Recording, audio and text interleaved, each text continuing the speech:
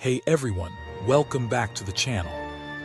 Today we're diving deep into one of T.D. Jakes' most famous and influential sermons, Woman Thou Art Loosed. This sermon has reached millions of women across America and around the world, and has even spawned books, conferences, and a media empire.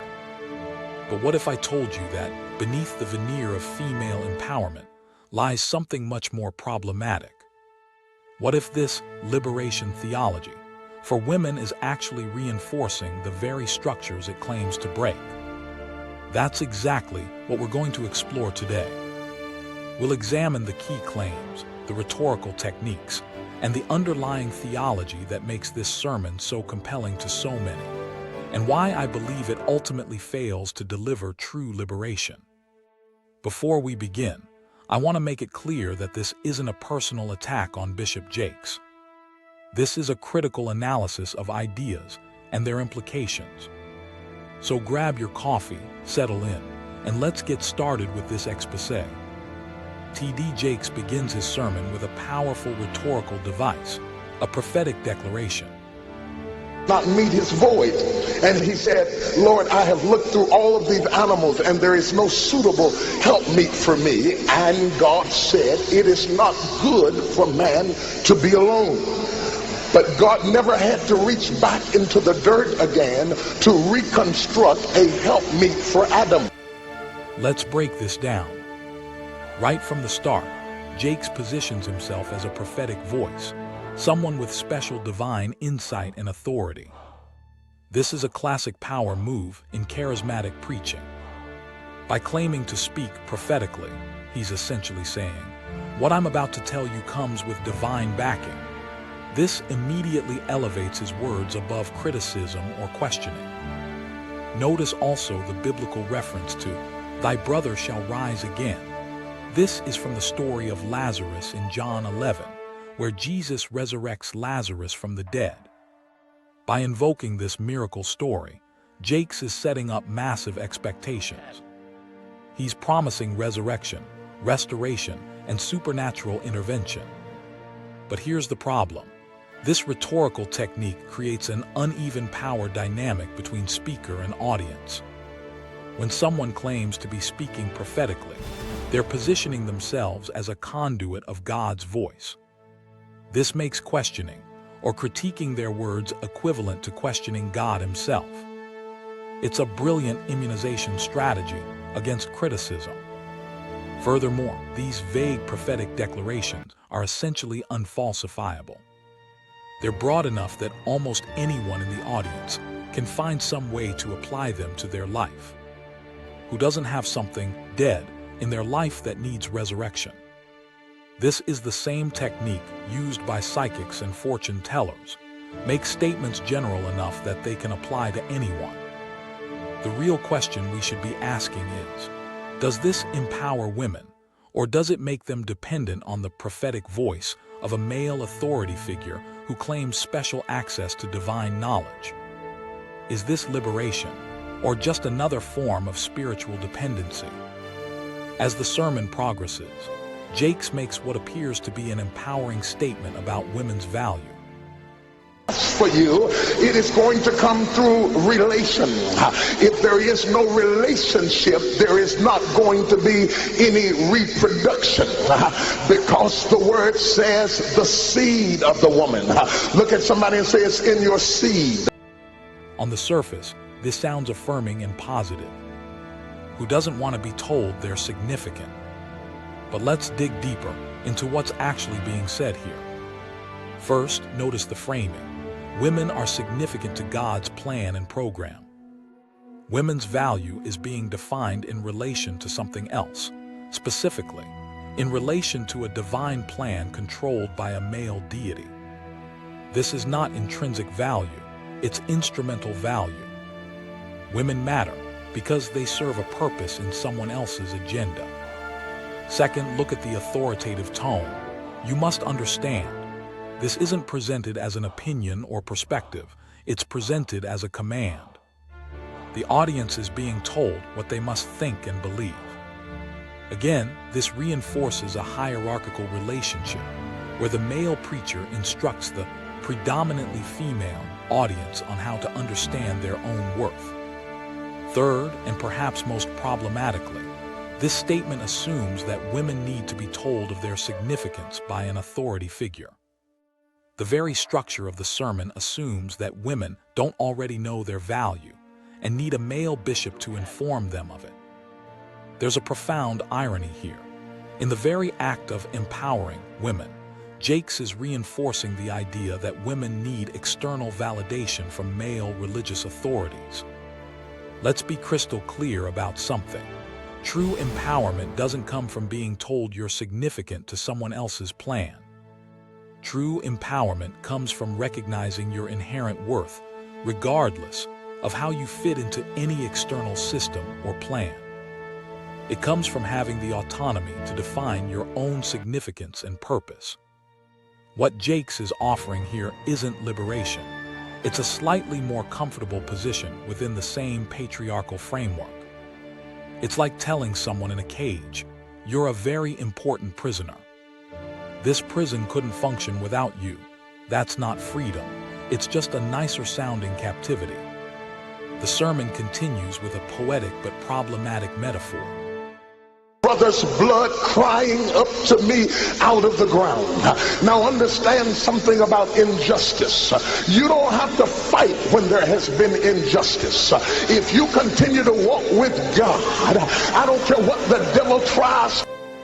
This is perhaps the most interesting quote from the sermon sample, as it uses artistic imagery to position women at what appears to be the high point of creation.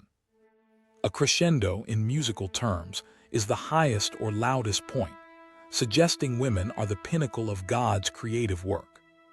But once again, we need to look at what's actually being said here, not just how it makes us feel. First, the crescendo metaphor still places women within a predetermined divine composition. Women aren't composers of their own lives. They're notes in someone else's symphony. The agency still belongs to the Creator, not the created. Second, the statement begins with, "You need to understand," again positioning the audience as ignorant of their own value until educated by the male authority figure. There's a consistent pattern here of assuming women don't understand their worth until a man explains it to them. Third, this metaphor, while poetic, is extremely vague. What does it actually mean to be inside the crescendo of creation? It sounds profound but conveys very little concrete meaning. This is a common technique in motivational speaking, using flowery language that evokes emotion while being so abstract that it can't be meaningfully analyzed or challenged. Fourth, and perhaps most importantly, this metaphor still defines women in relation to creation, not as autonomous beings. Even at the crescendo, women are still being defined by their place in a divine order, not by their own choices, capabilities, or inherent worth. The problem with this entire framework is that it offers the appearance of elevation without actual liberation. It's like being told you're the most valuable servant in the house. You're still a servant, just one with special status. True liberation would question the entire hierarchy, not just reposition women within it. Looking at these three quotes together, we can identify a consistent rhetorical strategy in Jake's sermon. 1. Position himself as a prophetic authority with special divine insight. 2. Tell women they're significant to God's plan, instrumental value. 3. Use poetic, emotionally resonant language that's difficult to challenge. 4. Maintain the fundamental theological hierarchy while appearing to elevate women within it. This approach is incredibly effective because it addresses a real need. Many women in religious contexts do feel marginalized, undervalued, and restricted by patriarchal interpretations of Scripture. Jakes acknowledges these feelings and offers what seems like a solution, but it's a solution that doesn't fundamentally challenge the system that created the problem in the first place. It's like treating the symptoms while ignoring the disease. Yes, telling women they're significant to God may make them feel better temporarily, but it doesn't address the underlying theological frameworks that have been used to justify their subordination for centuries. Beyond the rhetorical issues, there are serious theological problems with Jake's approach in Woman Thou Art Loosed. First, the sermon appears to reinforce a complementarian view of gender, the belief that men and women have divinely ordained, separate roles. While Jakes may dress this up in more empowering language than traditional complementarians, the fundamental structure remains. Women have a special, divinely ordained place in creation. Second, the sermon maintains a hierarchical understanding of the divine-human relationship, where God has a plan and program that humans, particularly women, must fit into. This doesn't challenge the traditional power dynamics of patriarchal religion. It simply repackages them in more palatable language. Third, by positioning himself as the prophetic voice explaining women's value to them, Jakes reinforces the idea that religious authority properly belongs to men, who then benevolently explain to women their significance. The medium contradicts the message. The title Woman Thou Art Loosed comes from Luke 13:12, where Jesus heals a woman who had been crippled for 18 years, saying, "Woman, thou art loosed from thine infirmity." It's a powerful image of liberation and healing. But here's the fundamental contradiction. You cannot truly be loosed while still being defined by your place in someone else's system. You cannot be liberated while still being told your value lies in how you serve a divine plan and program. You cannot be freed while still being dependent on male religious authorities to tell you who you are and what you're worth. True liberation would look very different. It would recognize women's inherent worth, independent of any divine plan. It would acknowledge women's capacity to interpret Scripture and experience the divine directly, without male mediation. It would challenge the entire theological framework that has been used to justify women's subordination, not just offer women a slightly better position within that framework. What makes sermons like Woman Thou Art Loosed so compelling and so potentially harmful is that they tap into real psychological and emotional needs. Many women in religious contexts genuinely struggle with feelings of worthlessness, guilt, and inadequacy, feelings that are often reinforced by the very religious teachings they've been exposed to.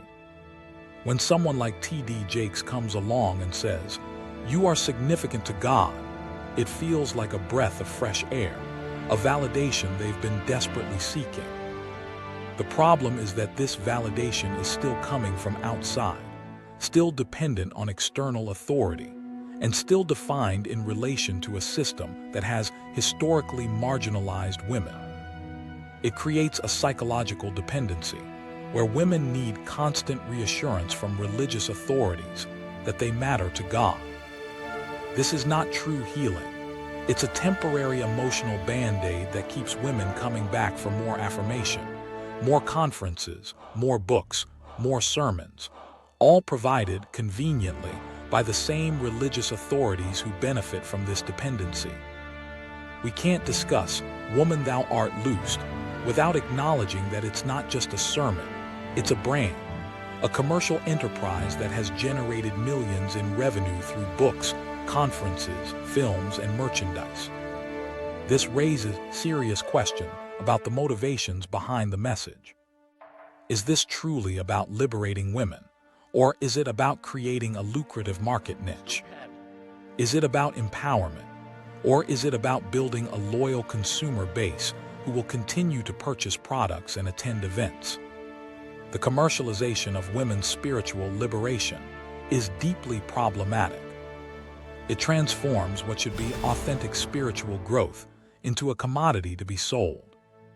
It packages women's empowerment into products with price tags, accessible primarily to those with the economic means to participate. So if Jake's approach to women's empowerment is fundamentally flawed, what would a better alternative look like? First, true liberation theology for women would challenge the entire hierarchical framework, not just reposition women within it. It would question the assumption that women's value lies in their relationship to a divine plan, rather than in their inherent worth as human beings. Second, it would promote women's theological and spiritual autonomy, their ability to interpret Scripture, experience the divine, and define their own spiritual journeys without male mediation or approval. Third, it would acknowledge the historical and ongoing harm done to women in the name of religion, and actively work to dismantle the theological justifications for women's subordination. Fourth, it would recognize that true empowerment isn't something bestowed by authority figures. It's something claimed by women themselves through their own agency, voice, and action. It's important to understand "Woman, thou art loosed" within its broader cultural context. The sermon emerged in the 1990s, a time when conversations about women's empowerment were becoming more mainstream, but many religious institutions remain deeply patriarchal. Jake's message can be seen as an attempt to bridge this gap, to offer religious women a form of empowerment that wouldn't require them to abandon their faith traditions entirely. In that sense, it may have represented a step forward from the more explicitly subordinating religious messages many women were hearing. However, what might have been progressive in the 1990s looks very different in today's context, where more robust feminist theologies and genuinely liberating spiritual frameworks are available. What once seemed like a huge step forward now appears more like a modest accommodation that leaves the fundamental problems intact. To be truly loosed, as a woman in a religious context, would mean being free to define your own worth, independent of any divine plan or program. Having direct access to spiritual truth without male mediation. Being able to question and challenge religious teachings that have been used to marginalize women. Recognizing that your value doesn't come from your usefulness to anyone else, divine or human. Having the autonomy to shape your own spiritual journey.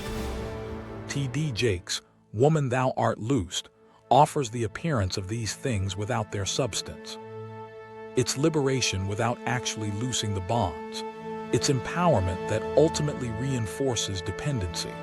It's elevation within a hierarchy rather than the dismantling of the hierarchy itself. Women deserve better.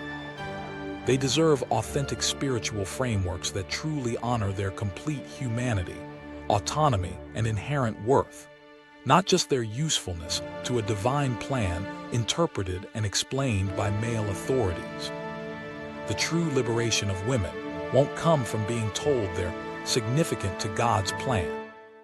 It will come when they no longer need anyone else to tell them of their worth at all.